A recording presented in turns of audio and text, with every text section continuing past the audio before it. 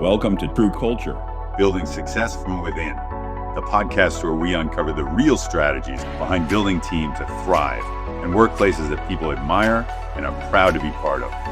I'm your host, Robert Cook, CEO of True Colors International.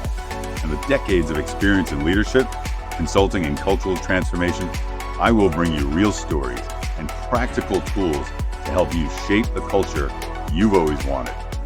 Let's get started. I'm your host, Robert Cook. I'm the CEO of True Colors, a training consulting firm. And through all of our work, I have the pleasure of meeting so many inspiring leaders. And we have one of those special ones here today. Today's guest is Nicole Gasparri. She's the Chief Administration Officer for the Palm Beach County Clerk of Circuit Court and Comptroller. Nicole has spent decades leading the organizational development, the leadership coaching, the HR department, team transformation, helping the organization create stronger cultural roots and to have better employee experiences.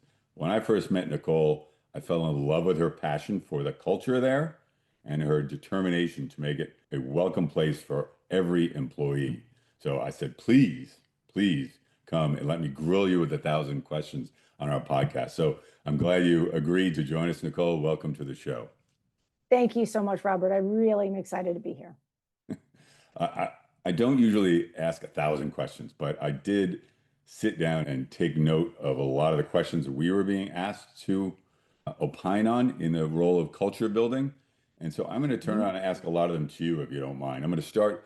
I like to set the context with a little bit of background and sort of your journey to where you are, if you don't mind. So tell us a little bit about your career path and how you arrived where you are today.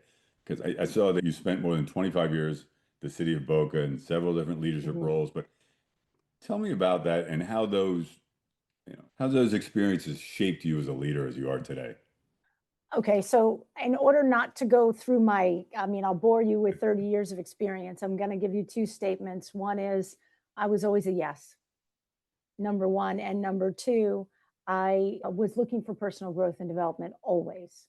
So those two things I started my career as an accountant, thinking I was going to the FBI. Oh. Well, that wasn't happening. And I ended up working in municipal government. And every time I got a role, I gave it 100%, but I was looking for where can I add value? What can I do more? Where's the next challenge for me? And that took me on a journey of software training and development, project management, being leadership development, running a strategic plan, being in the middle of emergency hurricane preparedness and turning into the emergency manager, and all the while developing myself as a leadership coach and doing that for anybody and everybody who asked me to. And it turned into my full-time job now. So that's a real quick version, but I hopefully throughout we'll be able to talk a little bit more about all of it. What was the yes? Let's back up. You said I was always a yes person. A lot of times when you get an opportunity, who would like to be on the software team? Who would like to learn or go learn how to do this new process? I always put my hand up. Inside voice screaming, no, you don't know how to do that. You don't know what you're doing. Why would you say yes to that? But I always said, yeah, I'll go. I want to do it. Can I go sit in on that? I want to learn that too. So just always answering, sure, I'll do it. Right. Good for you. And did each one of those stops teach you something different, I'm sure, about yourself, but did it also teach you something about people? And at what point did you realize that there was a passion for leadership development and culture? Absolutely. What I believe I learned was that I had things that I was automatically good at, which was coming in a room and starting to tell people what to do. But they'll look around and figure out things are not working. Let me take control. But what I also realized was people didn't like that. So that's what I learned about people. They didn't like me to just start to say, that's wrong. You need to do it this way. I learned that even when I was a lifeguard in college. I had this is the way it should be, and you need to do it this way. And I started to realize that, number one, you couldn't teach kids to learn how to swim that way. I couldn't learn how to work with my colleagues that way. And so I had to really adjust. And that was luckily have an amazing family. And my sister usually looked at me and was like, Nicole, no, That's not working. Soften that up a little bit. That's not going to work. That's funny. So that was a lot of how I started to realize that if I want to work on a team, I need to figure out how to communicate, and I need to figure out how to use people's strengths. Did you have, it makes me think of, did you have an early challenge or experience that sort of in your leadership journey, let's call it that, that taught you, a lesson that you carry through today? Or is it that sort of always the big sister? I think it was always learning from, I'll give you when you asked me that question, this is really early on in my career. And I was at the staff level. I was not a leader, but I had somebody who was one level ahead of me as an accountant that would wait until everyone went home and then would make copies of your mistake, leave you a sticky note detail of everything that you did wrong. And you would come in the morning and that's what you had on your desk. And you didn't marry that person, I trust. No, but I realized that this was not, it was so frustrating. And I realized this doesn't work. You have to be able to go see somebody and say, hey, I noticed this, help me understand why you did this way. And so I started taking that practice on, and I would go visit people and ask them, can you explain this to me? Help me understand this. And what I recognized by doing that, by going to see people, there's an old phrase, management by walking around. I did that before. I would go see people and talk to them, but relationships started to be built. And I would know about people, and I would also learn what they did more than just the information they were sending me. And in doing that, I also started to hear what didn't work for them. And that's where the leadership aspect of it helped, because when I was in a role to be able to make not only influence, but make an impact, I already knew what they needed. So that was pretty amazing. I've used that a lot. Okay. And have you always, if I remember your background, you didn't always work in government. Have you noticed what are the biggest things you've noticed about the differences in culture? So when you stepped into Palm Beach County Clerk's office, if that was your first big role, what did you first notice about culture? And of course, the obvious following question is, how do you think it's different to changing and affecting culture, helping, supporting culture in a government role? This is the perfect place, because when I came in here, I've been here about 5 years. There was a newly elected clerk, and his philosophy was completely different. He wanted to shift the culture to people first. And, for many, many, many, many years, you think courthouse, you think, we're clerk, we're comptroller, records management, we're the official record keeper, and we're also the official comptroller for the county. Those are very ministerial, but they're also rules. It's enforcing rules. It's procedures. This is the way it's done. This is the way it's going to be done. This is the only way it's done. So people were really kind of ingrained to that old school of, this is the way we do it. This is the only way we do it. You don't ask for anything. You just do your job and you move on. Well, there had been a slow shift to, no, we actually want to know. We want to hear your ideas. We want innovation. We want to hear these differences. People were afraid. They didn't believe it. They were like, yeah, that sounds good, but no, I'm not going to go for that promotion. I don't dare stick my head up, right? I'm not even going to. I tried that, or my friend tried that, didn't do well, is no longer here because they suffer. Like all of these old school thoughts that we've all heard about in way back that could have happened. People thought that was the way. The leadership was not saying that. The leadership was like, we want to support people. So they'd even put mechanisms in place. We have a supervisor trainee program.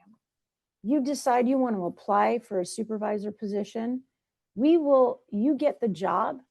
We hold your other job for you. In the event that you decide this is too much, or we decide this isn't a good fit for you, you have your other job. You're not going to lose everything you've worked for by trying something new. Does that work in a practical world? It actually does. It does, because we really, we're not going to put somebody in a supervisory position. I think if I look back, I don't want to quote it, but we've not had anybody go back. But it's just that safety net of, we'll hold this for you until you feel comfortable knowing that this is going to be successful for you. So let's take it out. So that's what I Yeah. was reading in a couple of our back and forths. That was the employee-centric environment. Yes. What else does that look like in practice, not on paper? What does it really look like? Well, we are a government agency, so money is not always something we have, right? But culture is something we can do. So we have different programs. We have an amazing wellness program and top-notch benefits. So that, so as far as your insurance, it can't be matched. Even coming from my other organization, we have top-notch benefits. But the other thing that we do is we have amazing wellness benefits as well. So we do things like use I don't want to name I guess we can. We use WellHub as an example, but there are many apps out there that allow you as an employer to pay a certain fee, and your employees have all this access to the different gyms that are a member, and they can go out, they can take online classes. They have meditation apps, all of these types of things. So that's part of the culture that we build. The second part is we have a lot of employee events that what we do is we fundraise. Employees contribute to different things that we're doing, and then we turn around and use that money to put on events for them, including a big fall festival, which kind of picnic-ish, but it's bigger than that. So we do a lot of different things that help attract people and let them be a part of it. We have karaoke. They go out on a Thursday night and everybody sings. But why that's important is because that's the relationship building, right? The conversations you can stand and have with somebody when you go to get water from the water cooler, we always say, is far better than, if you're just at home and you're in your own little cubicle and you're not moving. So that environment is huge. And then the training programs, we have them do within the first 6 months. Mm-hmm. Every employee goes through a program called Everyone's a Leader. And I spent a lot of time talking to them about what their future looks like and what's their future goal. How are they growing themselves? And I actually take a lot of time saying to them, getting this job for you was probably a goal for you. You put it in your future. You said, I want to change jobs. You got the job. Now I want you to learn that job, but it can't be your life. What else are you doing to grow yourself? Because if you come into work saying, I'm running a marathon, I got to get out of here because I have to go train. Or, what, my kids are studying for this exam, so I have to leave because I want to get them, to where they have to go, or whatever you have going on, you're talking about something positive and sharing it with each other. So you come in invigorated for your life, and then you do your job. But you can't expect your job to give you every bit of the satisfaction that you want out of life. Okay, so I get where you're pitching, but maybe not everybody picks it up. Right. So how do you identify the potential heroes and leaders? You want to uplift everybody. How do you identify the leaders, and what do you do about those that just really aren't buying what you're selling, but they're happy to do their job? Every organization has that. And what I try to let our management know is that, when we have team huddles and different team buildings that either I'll go do or I'll coach the leaders to do. When that's happening, what I also let them know is, you can put out there what we believe, the way we want to have people engage in our culture, how we are here to serve. We're absolutely here to help the public. We are specifically here for that. So if that is what you're doing and you get a charge out of that, but you have a whole life outside of the clerk's office or wherever you work. We have employees who have 3 and 4 kids. They're taking care of parents. They're doing all of these things, right? So they really just want to come and do their job. So if that's the case, then we support them in doing their job. And then they go and they have their other job outside of work, right? So you have 2 different things happening. And then you have some who are like, you know what? I want to get the next certification. I want to get my bachelor's degree, and we have tuition reimbursement. We also have, if you get a professional certification, you get an increase on your salary as well for that professional certification. Oh. So, and we have progression plans as well, where you come at one level, as you learn new skills, you'll move to the next level and the next level. So those are the ways that we try to encourage. I like it. I'm going to ask a question that didn't get answered again, but I love Oh, what you're sorry. talking. No, it's good. Look, it's a challenge, but I want to know how in that. So you know what I heard is you're really in the weeds on every employee. You're giving a lot to each employee, and you care, and you're giving them a plethora of options to advance themselves, and Yes. trying to preach the mantra, right? That Mhm. there's more than just work, but want you Right. whistling while you're here, not grumpy while you're Yeah. here or something. But Yes. how do you identify the leaders, the real to really gauge them? Is it just those that take you up on those certifications, or how do you measure that? It's interesting because like this is the type of thing when you see it, but it is the people that come in and immediately are always going above and beyond. Mm. And I know that sounds very, cliche, above and beyond, but there's very specifically people who walk in and they're looking to add value. Immediately when they come in, they're looking at a process and they're figuring out, how can I learn this so I can even make it better? Not in a let's just change the whole thing, but those little tweaks where they get curious and figure out, you know what, I learned this and I can do that. And I was talking to a clerk the other day. She was getting ready to go. I do coaching for people who are about to interview for a promotion. So they have the opportunity to come. And she was telling me something and she's like, yeah, I figured out how to quickly get a payment plan set up for somebody who's got a significant amount of money owed on a ticket. She said, and so I ask them a few questions and I start putting it into my spreadsheet as I'm talking to them, and I have it ready for them before they finish giving me what they have to. Sure. Okay. And she's like, I've tried to explain, I show that to some people, but some people it's too hard. They have to go step by step doing it through the system. And she's like, I'm creating these things at the same time. Now, do I know exactly what she's talking about? No, because I've never done that process, right? But I followed what she was talking about, which is, she's like, I am very quick with numbers. I can figure it out quickly. And I set up a way for me to go through it very quickly and then present it. And I get to see more customers that way. And my lead worker is pulling me over to ask me questions. So that's somebody, wait a minute. She's not here just to do the bare minimum. She's there to make things better. And so that's typically what we're looking for. And usually when you're paying attention, those are the people hungry for more. Are your hands tied in any way working for a government organization? Absolutely. Oh, absolutely. In many ways. Just even budgetarily, we're a constitutional office. So our funds come not from property taxes, but they come from a very interesting budgetary process that has to do with the entire state. And then it gets allocated to us. So what we pay our clerks is directly dependent on the funding we get for the year. Yeah. I mean, we have a set salary, but can we give the raise that everybody else is giving? We'll have to see. So people work for a lot of different reasons. Some people leave for a lot of different reasons, right? Have you noticed as your culture that you've told me has gotten to a very admirable place or a good place, have you noticed retention falling? What I've noticed or retention is increasing, departures?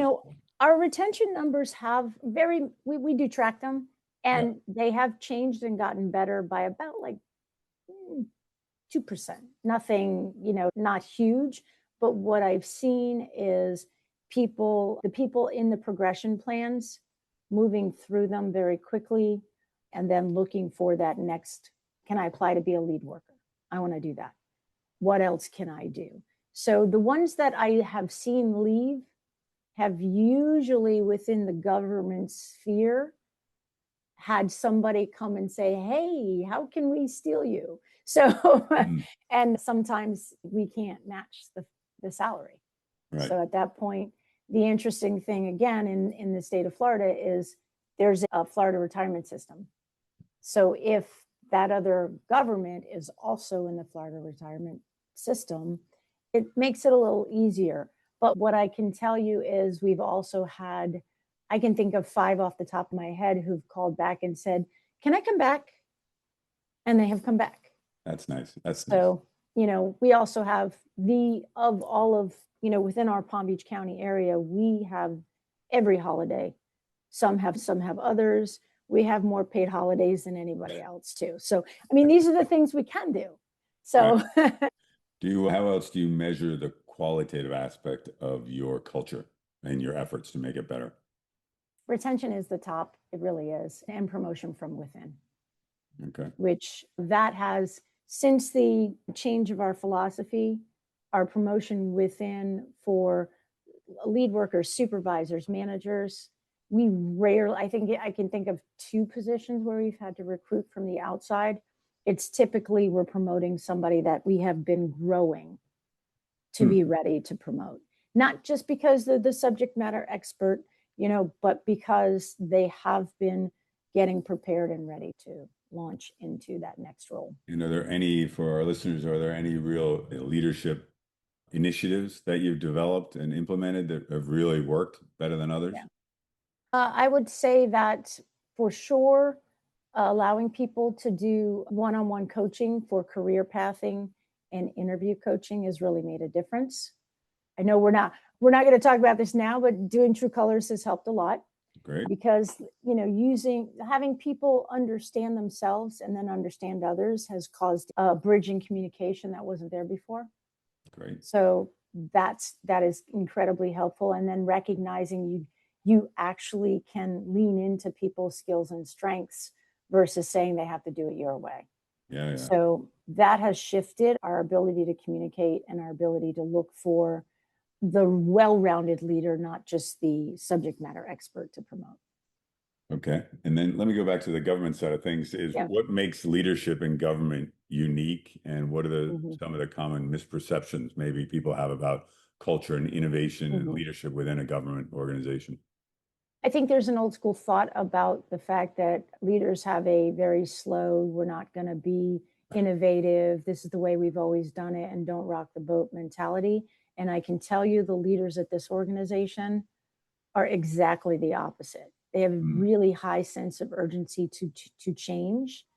As an example, we just put 100 people, all the leadership, 100 of them through co-pilot training. We're setting up co-pilot in our own little, contained space, and we're figuring out how best to leverage co-pilot. We've had, robotic automation and chat bots and that type of thing already in place. And that is not something you would expect from government. We have very driven leaders who just have an incredible passion for service. And so their whole focus is how do we make the customers, whatever they're coming for here, better. If you think about a courthouse as an example, people are typically, with the exception of wanting to get married, most people are not coming to the courthouse because they're excited. They're coming because something is not really going well in their life. Right.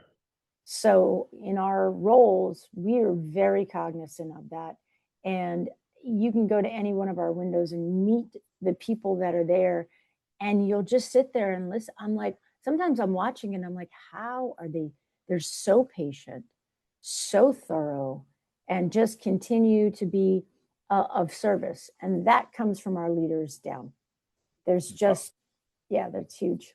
You've really hired or brought out the empathetic blue in the True Colors language. 100%. Good for you. I will tell you, I have a local DMV to me that used to be the epitome of all that was wrong with government offices. Yeah. And I am dying to interview whoever runs that office, because it has been completely transformed. You're in and you're out. You're getting smiles. It is a pleasure, do I dare say, to go to our local DMV. I'm pretty excited to do that. Yeah. That's excellent. And I think I really do. When you said that, it made me think about Chick-fil-A, as everybody uses that as a conversation for the whole idea of when you walk in there and everything is my pleasure, right? That joy on that person's, just you feel that difference. And that is what we strive for. I don't want to walk right into true colors, but are there ways that you help employees stay connected to that purpose and that mission that comes from above? Yes, I think that again, we get them right at the beginning. And the other thing that we do, there's 3 classes that everybody goes through. One is Everyone's a Leader. The other 2 are True Colors classes. But in addition, on the very first day, we spend half of the afternoon we spend talking about if how to approach conflict or concerns within your own unit, going directly to the other person. We found that, I always call it the triangle. I don't like something, I go up and I tell my boss. And then that boss comes down to the other triangle and tells this person. And then it goes back up and then it comes down. I'm like, no, connect from the bottom, go across to each other, have a conversation. And so we spend a lot of time saying that this is what we expect here.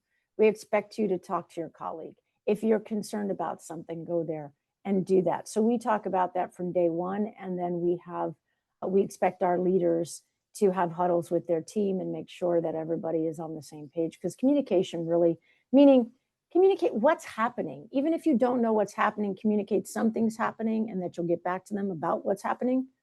Because when people feel like they're in the dark, that is when, strife happens, and that's not what we want. Tell me something about that program you described. Was it Leader for a Day? The orientation, or Everyone's a Leader? Everyone's a Leader. Yeah. So Everyone's a Leader. I really talk about, I walk them through, I actually do a kind of cool exercise that I didn't know if I was a trial. I did it and then I was fascinated. I pass out pictures of different things that kind of have a leadership thing. Like years ago, you would have seen it on a picture that said, be like a guy climbing a rock, hanging off a rock, and it would say endurance or something like that. I don't give them the words, I just give pictures. And I say, have a conversation at your table about why this looks like leadership and when you've been that kind of leader. And so people will start talking about, well, I was coaching my kids' softball team, and I had to do this, or in my other job, I was a shift leader, or in college, I had this. So they start to actually talk about the skills and the strengths of what it takes to be a leader. And by the end of going through it, of course, I'm tying in the things that I want as well. But by the end of it, I'm like, okay, so let me ask you, are you a leader? Yes. Okay, great.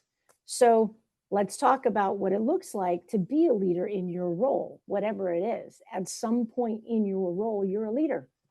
Whether you're with a customer, whether you're behind the scenes answering a call from the county, whatever it is you're doing, you have to show up as a leader. So we expect you to carry yourself that way. And so I talk about that a little bit. And the other thing that I really lean into is the idea of grit. That grit. Sometimes you're going to have to push through some things. At the new part of your career here at the clerk's office, you're going to hit things you don't understand. It's going to get hard. And yet you're going to push through because you have your eyes on, I'm going to make this. I'm going to promote here. I'm going to do that. And then, so we talk about that and the idea that's one thing to focus on, that future that you see. But the other part is, what's your personal future? What is the future you're working towards that the clerk's office fits in? So we do that in about 2 hours.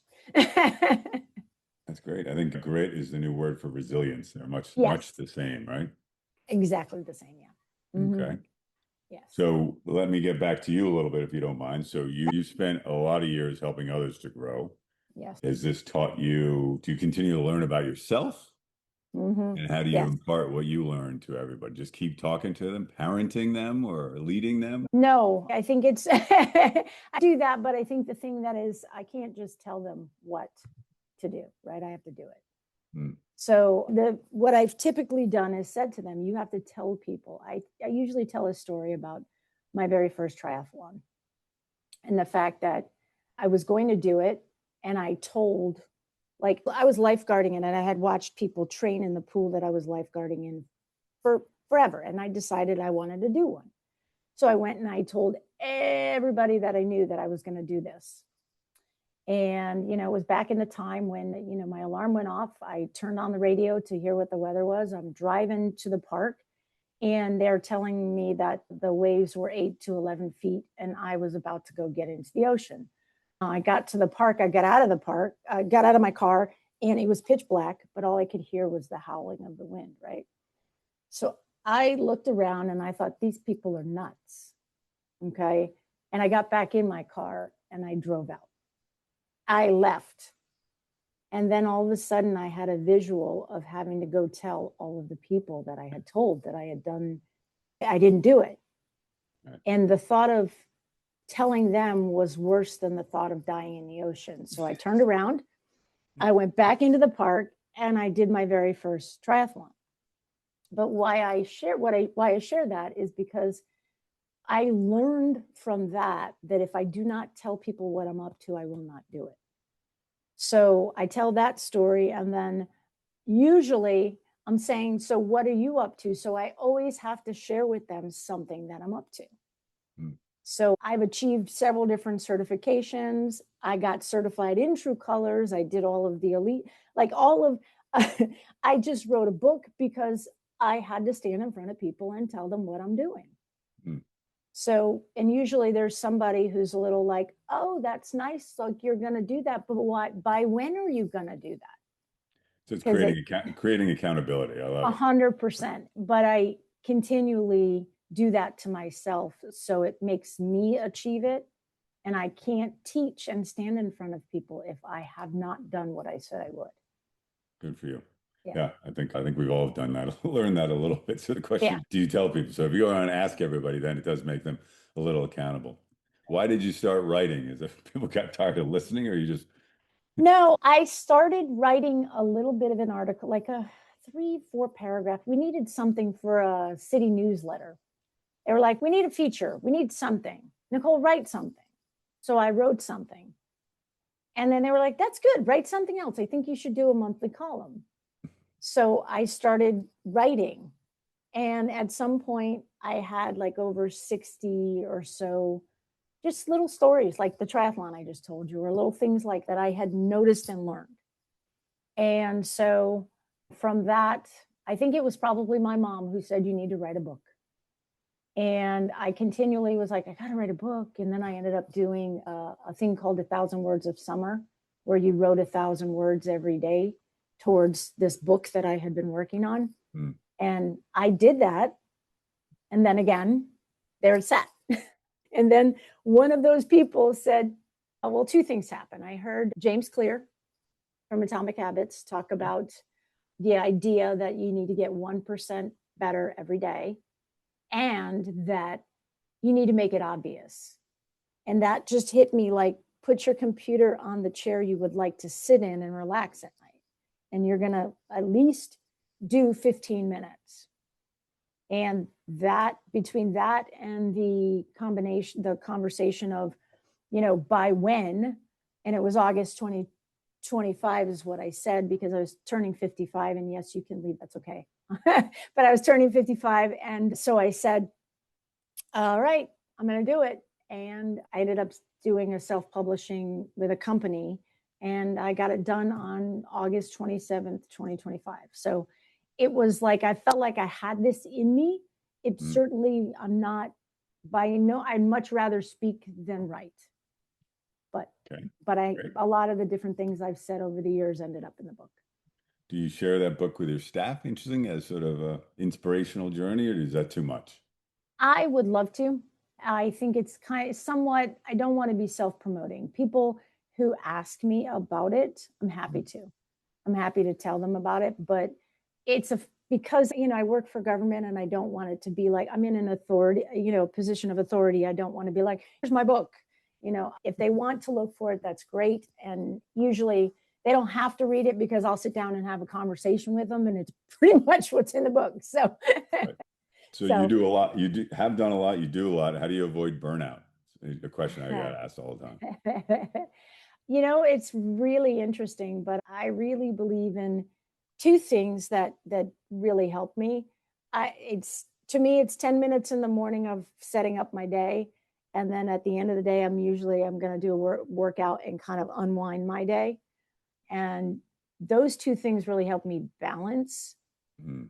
But I'm going on vacation in 2 weeks. So, but I really try to live with the philosophy that there's a long nap at the end of life, and I will take it then. And that I know that I'm here to serve people. So I don't want to be just sitting on the couch doing anything. So sometimes I need to go sit at the beach and stare at the water. That's my way of just getting away and, okay, I'm going to take an hour and just be here. And that's the main thing that I think I allow myself to regroup, recharge. And then I have good people in my life. So I'll talk things out sometimes with my sister, my mom, my best friends, and they usually set me straight. So, All right. That's good. Yeah. Well, I mean, I can't help but always think in color, but if you're starting your day with structure, you're starting your day in a gold frame of mind of what's the plan? What do I got to do? And then probably bring in some green to figure out the best way to do it. I get your blue all day at work. Where does your orange come in? Your orange of spontaneous and fun? Is that in your workouts? Is that in your... Yes, it's in my workouts. And then I have the really cool, unique opportunity to teach a free Zumba class on Saturday mornings. All right. And it's down by the beach. It's open, it's free. All you need to do is wear sneakers, show up and sign it's a program that I created when I was at the city, but they've graciously allowed me to continue it. And I get to be out there. I've been doing it for over 10 years. And people just show up when they want. They show up, and I was thinking about it because there isn't a moment I worry about what people are thinking when I'm there. It's complete self-expression, music's playing. And a gentleman, I wish I had understood I got his full name, because came up to me and he's like, I studied depression. I have taught at colleges. You are doing something amazing. This is the best relief of depression, is to come I got the ocean and dance. I got to admit my ignorance. I don't actually know what Zumba is. Okay, I'm just picturing Jane Fonda aerobics. Now it's basically Latin dance inspired fitness. So it's basically kind of taking the aerobics piece of things and putting dance into it. So it's pretty wild, but so dance is really that thing that connects, it releases your mind. It, creates positive endorphins, does all of those things. And yet then we put fitness to it too. So we're doing squats and, all kinds of other stuff, but it really is something. And then by the ocean, I mean, really, what could be bad about that? All right, I'm gonna give you a plug. Where and when is that? Give me the exact location. It is in Boca Raton at South Beach Pavilion, right at the end of Palmetto and A1A. On Saturday mornings? On Saturday morning, yep. At what time? At 10 a.m. Show up wearing whatever. Make workout outfit and sneakers. Bring your water, towel. All right. I love it. Don't hold your breath that I'll get there, but I love the idea.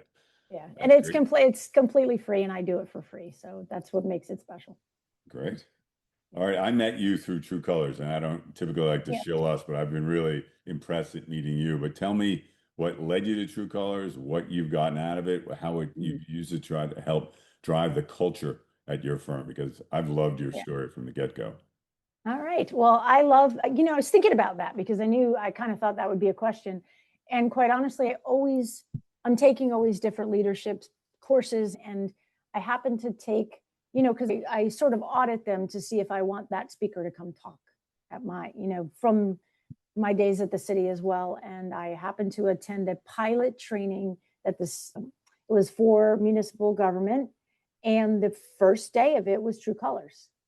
And I sat in the program, and I remember who taught it, Trina Pulliam. She's great, one of your trainers as well. And she did the training.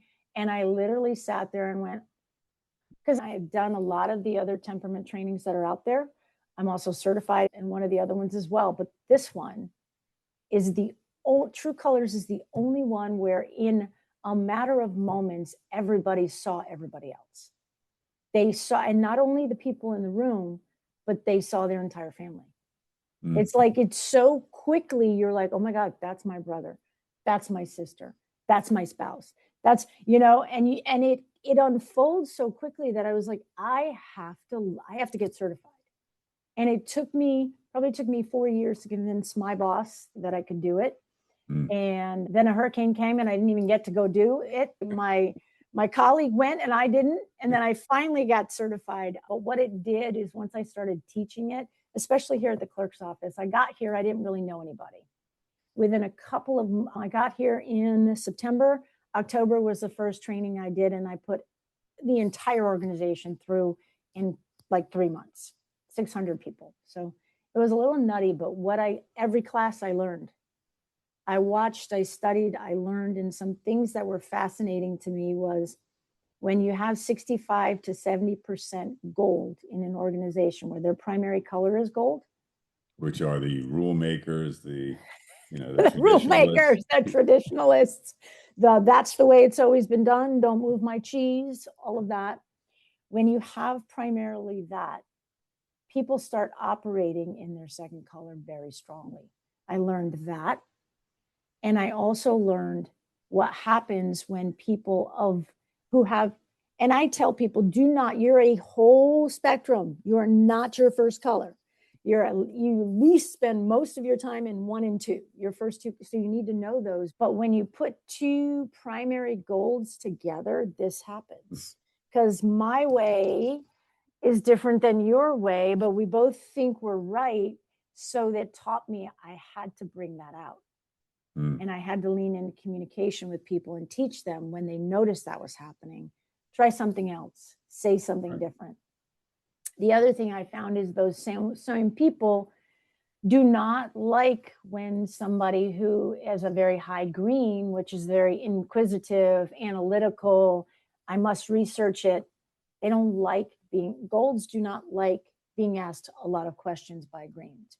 They feel as if you are attacking their responsibility and accountability.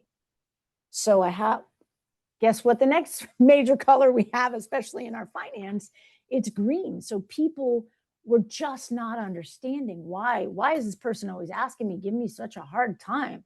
I don't like it. They ask me all these questions like I don't know what I'm doing. That would be the response I was getting from my golds of the greens. So I really had to explain how, and it unfolds in the class. So I always let it unfold and then I call it out. And that's pretty amazing. And of course, my blues just look around and go, why are these people fighting?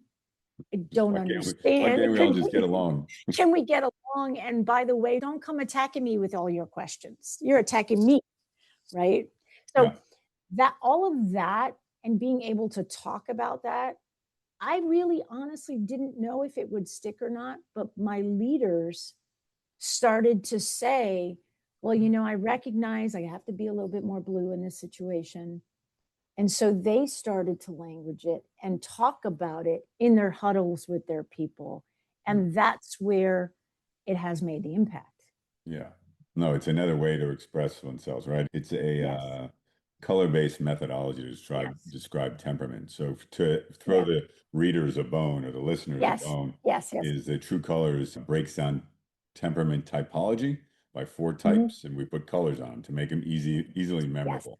And our whole point is, you're not one color. You may operate in your primary color, and predominantly in your first 2, we call it power combo, but you are all of it, and you need to flex your weakest color at times. I'm a father of 4. My least color is gold, but you better believe, annoyingly, I've got to make schedules. I have to do what I don't want to do because it's not as fun as the bright orange one. So it is eye-opening. And so that's that's sort of self-awareness.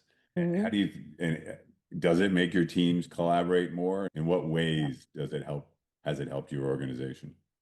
Yeah, I think what it has done is exactly that. It's allowed us to collaborate and understand the strengths of each person, because your temperament really does allow for your strength to come through. If you absolutely are that bright orange who wants spontaneity, wants to move quickly, wants to make quick decisions, we need you. We need you because a bunch of analytical people who are, with a very high primary green gold, they're never going to make a decision. So, let's go back and check again. No color bashing. I'm not, but you know what I mean? It's like, you need to pull. If you can't pull it out and say, let's go, we need to make a decision, then we have to look to the person who has that high sense of urgency. And what I've also found is in particular positions, jobs, that combination works phenomenally. Like, I'll give you an example. I found a lot of gold, orange, or orange gold, which is rules and sense of urgency in a courtroom administrator for county court, because those are quick moving cases. They have to keep everything in line, but they've got to be going quickly with the judge. So that's the other thing that's been really fascinating too, is to start to see that would be a good fit for this role. It doesn't limit, but it just gives us more information. So disclaimer is that we do not believe True Colors should be used as a hiring tool. Oh, and we not. But it certainly does help to know the personalities of all your people to make sure they're matched up, with something they enjoy, right? What Confucius 100%. says, enjoy what you don't work another day in your life, right? Yes. And just for the record, we don't use it as a hiring tool. It just lets us understand how somebody's going to be successful in that. We have developed a whole new hiring system, by the way. So I'll be sure to call you on that offline and pitch that too. Because I think of course, True Colors helps to build teamwork and understanding, but it does help in hiring decisions, but it helps you think most about what is needed in a role, right? Yeah. Yeah. And I think what it also does, and one of the things that, to go back to the leader class, one of the reasons I put that leader class in place was because I didn't want people to think True Colors and that temperament was the only thing people could be. I didn't want people to get just labeled. I wanted them to look at temperament as your comfort zone. And I recognize this with me because my automatic nature made me become the emergency manager in my previous job. It was just easy for me to just figure out where things needed to go, logistics, all of that. But it didn't make me happy. I can do it, but it doesn't give me the satisfaction of coaching somebody, which is me having to listen hard and figure out how to make them the best. That didn't just automatically come. I had to develop that. So I always tell people that your core, your automatic nature is there, but it's then all of the things that you gain and add that make you all of who you are. It's just like you described you being a father, that ability in making the schedules and doing all of that. You do that because it's part of what it looks like for you to be the best father you can be. Amen. Right. Amen. I'm going to keep going on the shilling because I love your answers. But what else have you taken away from your True Colors training? And have you seen aha moments at your organization that you said, "Damn glad I did that"?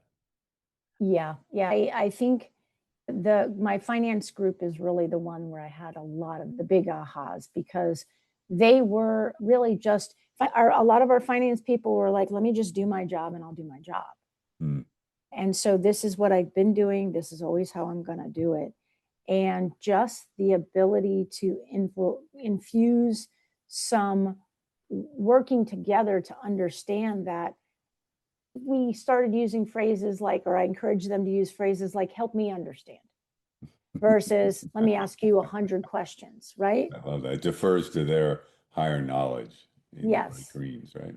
Exactly. Versus just coming. So languaging, that's the second piece of it. And we had to do that with some of the finance teams to really get them to get it, to figure out how to communicate. And then if, you are managing somebody who has a high blue and a high orange, that you actually you can let them know, listen, my best time to work, 8:00 in the morning. I'm going to be in here probably before then. I'm going to be in my office. I'm going to be cranking away. I'll come up for air about 10:00. I'm going to come out and say hi to you. I'm going to check in then and see how you're doing. I just want you to know that, because it's not anything personal. But that's just the way that I'm going to get my best work done. Right. Now, if you're a person who needs the good morning, you know you're not going to get it till then, and it's not personal. So that's a lot of the coaching that we have to do, because if not, people get offended. Yeah. They get upset. Why didn't this person come say good morning? And they're more like, because my brain doesn't work after 10 o'clock. I got to do my work now, Right. So it sounds a lot like meeting people where they are, that old adage, right? Absolutely. Yeah. And for that, Meeting you got to people. understand who they are. So Yeah. good for you. Is there, do you think, is there something that other leaders that you talk to, do they think that they don't, something they misunderstand about communication inside organizations? Oh, absolutely. Yeah. I think even what we were just talking about, I have to meet you where you are, but you have to meet me where I am too, which is an interesting thing to think about, right? Because a lot of people, I think managers go one way or the other. What I've seen with leaders is either they go so far to one side, which says, well, Susie really, really wants to start work at 9:30, right? Or I'm just using that as an extreme example, but it could be anything. Like, she doesn't really feel comfortable doing this project. And they've lost the ability to say, so let's talk to Susie, find out what she's uncomfortable about, and give her the tools, but we still expect her to do it. Yeah. And I think that unfortunately, sometimes people have gotten stuck in that, well, they don't feel like it, so let me give it to somebody who doesn't complain. And we don't want to do that. What we want to do is empower people. And the greatest thing you can do to somebody is say, I know you're concerned about it. I know you don't feel comfortable, but I know you can do it. I'm going to make sure you have the tools that you need to do it. And I believe in you. And then support them that way. That makes a difference. And I think some leaders, that's harder to do, by the way. It's much easier. I always use this as an example. If you're going to teach a child to cook, if you've ever tried to do that, once the flour goes everywhere, you take the bowl from them and tell them to go play, right? It's much harder, or the eggshells go in, you're like, okay, let me just do this, right? It's much harder to back up and go slow. But that's where the gold comes. And that's, and that's a lot of where you can use your true colors to read people and see where they're nervous or what they need to get them over that bridge. So if you're advising someone stepping into leadership, whether it be internally or externally, what sort of advice would you give them? You touched on a few things, but first thing right off the bat, meet with your people, but be clear about what you expect of people, but then get interested in what they expect of you. So as an example, if you know that primarily for you, you need communication because you're new in the role and you want them to tell you all of the things that they have, that they've done that day, then you get to tell them that. So it's, meeting with your people. Don't be afraid to have conversations, and don't be afraid to tell them you don't know. I think that's a big fail for new leaders. They feel like they took a new job and I need to know everything. No, you don't. You were brought in because of a skill set you have, which probably has nothing to do with the day-to-day details that they do. So know your skill set, but learn from your people and honor them for what they know. And let them be your experts, but let them be the experts that you honor, not, and acknowledge them for that. But, setting those things up is important. Relationships. I like it. What would you say? So it seems like you got it all down now.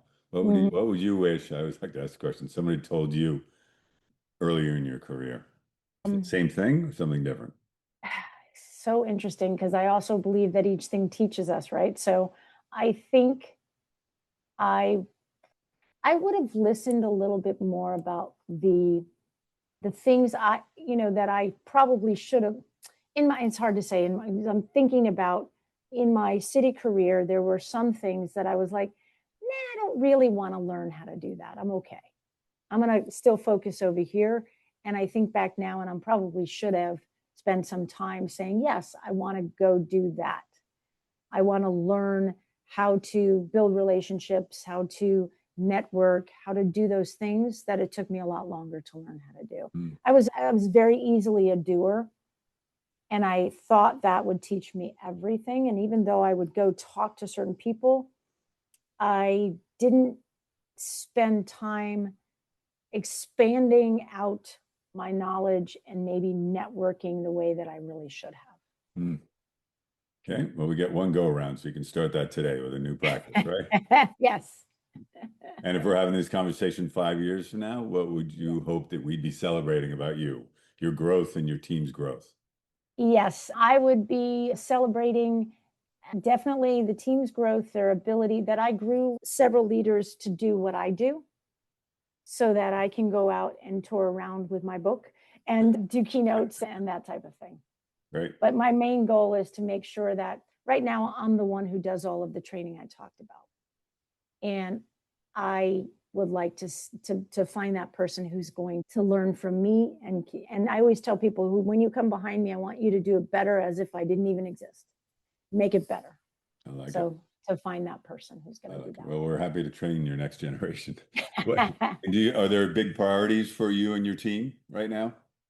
The main team that I have is the human resources team, and our priorities are to make sure that, that we retain our employees, that they're happy, that they're retained, and that we empower our leaders so that they can deal with any situation that comes up and really just check in and tell us how they did versus calling us to say, how should I do this?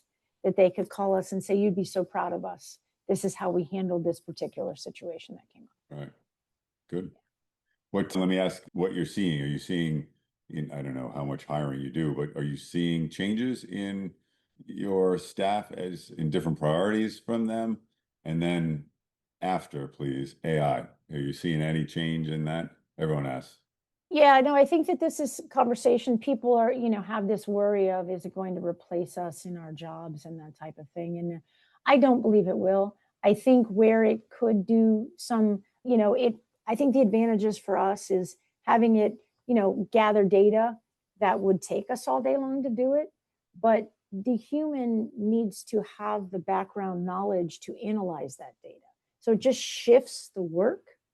And then knowing, I think where we could probably use it a little bit more is, right now, for example, if we write something, using it to make it sound better, to work better, to maybe put together presentations, to be able to do a lot of data analytics, I think is really the hottest area for us, because there's a lot of analysis that we do manually that we could get to a point where it would be done through AI. And I think that's the key for us. A lot of the other things, we've got to look at it. We have to make sure that it's coming in, it's done correct procedurally.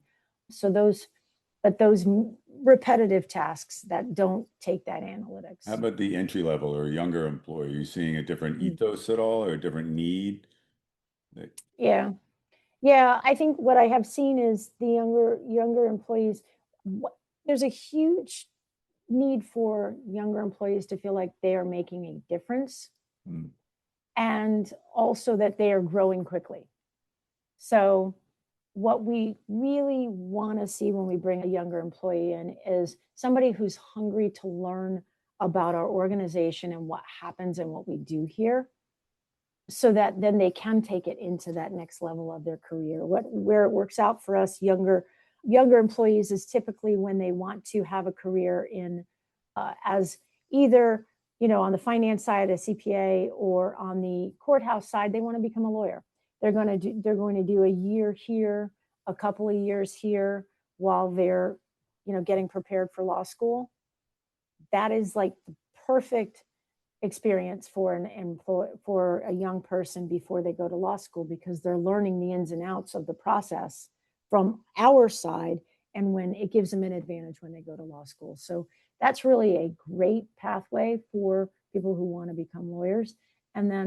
Or we get people who want to be crime scene investigators. They want to work in our evidence department. They want to learn that side of things. So I think that experience is definitely important.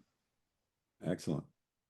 Excellent. Well, this has been, it's been fantastic. I dragged you a couple different places, but I loved, I don't speak to that many government employees, and I loved your energies and your passions for culture and your pride of what you've built there. Yeah. I think I asked you at one point, what would you say your employees or the whole, the administrative office and of Palm Beach, whole clerk's office, what would they say about the culture? They would say that they love working here. We regularly get employees to say what a great place it is to work, that they love what we do, but not only what we do, but you can feel the energy when you come into work. You can feel that people are proud about what they do, where they work, and working for our clerk and serving the community. So that's really, I can't even, it's funny to say you can feel it, but it's palpable. People love it. They love what we have as an opportunity, and they continually are looking to even recruit friends and make a difference here at the clerk's office. Great. It's got to warm your heart. Warms mine. That's what we care about, is helping people to build cultures that people really matter. Look, today's generation, I think they want to be cared about. They want to help the world, and they want to be cared about. No one likes 100%. No one likes to be invisible at their workplace. So we're trying to do our part. Thank you for your time today. Look, if we don't see your Zumba class, maybe we'll see you in Palm Beach at some point. But if somebody does want to reach out to you, is there a way for them to find you other than on the beach?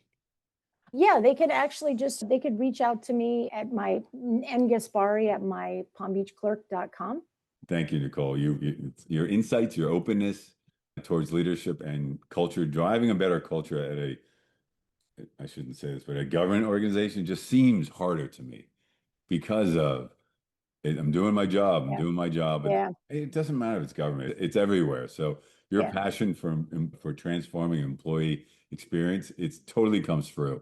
So that's why I wanted you to get you to come on. So I know listeners are going to take away a lot from this, as I have. So let me again say thank you for your time, and thank you for doing what you do. And I appreciate it. I appreciate you reaching out. It's been my pleasure. And at the end of the day, if even this could add value to people, then I'm excited that we did. There's the blue. I love it. Thank you, Nicole Gasparri. Take care and have a great day. Thank you all for listening. I will see you in our next episode. Thanks for tuning in to True Culture. If you found today's conversation valuable, be sure to subscribe and share the show with your friends and colleagues. For more information about our approach and services at True Colors, visit us at truecolorsintl.com or reach out for a free consultative conversation. And remember, culture isn't just something that happens, it's something you design. See you next time.